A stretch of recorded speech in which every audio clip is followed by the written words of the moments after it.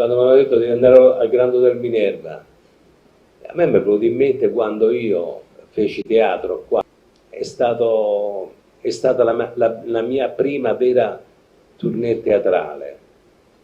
Fatto il rodaggio siamo venuti qua a Firenze.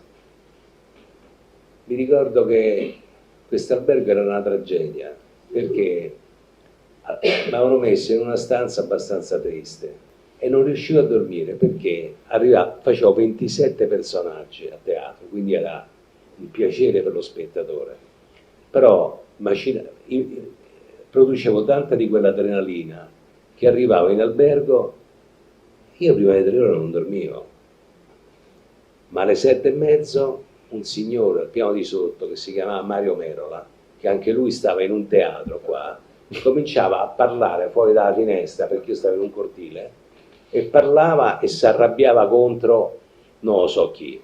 Era una cosa tremenda, tremenda. Io mi ricordo, c'avevo i tappi ficcati fino dentro l'apparato vestibolare, non ne potevo più.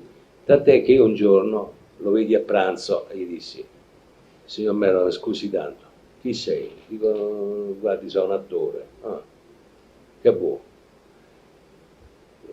Faccio un po' tardi la sera, quindi vado a dormire tardi. Pure io faccio tardi, perché faccio teatro, lo so. Però lei è sotto la mia stanza, io la pregherei, se il volume della voce, perché io parlo quando mi pare, cioè, mi ha trattato malissimo.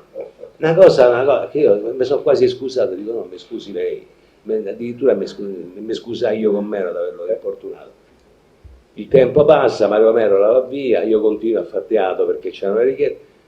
Nel 93, nel 94 mi danno un premio a Palombara Sabina. Un giorno prima avevo fatto un'intervista e avevo detto: mi piacerebbe tanto un giorno poter avere Mario Merola come padre di uno dei miei personaggi. Dico, perché mi piace quel volto un po' malinconico, nello stesso tempo un po' autoritario, eccetera.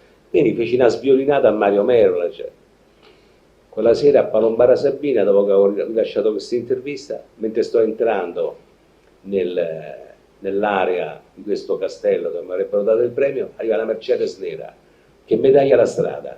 Mi mettono paura. Dico: ma che è? Escono fuori tutti a giacca blu scuri con occhiali e mi dicono: signor Verdone, abbiamo un regalo per lei da parte di Mario Merola.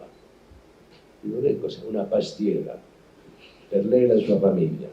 Io la ringrazio. La pastiera era così.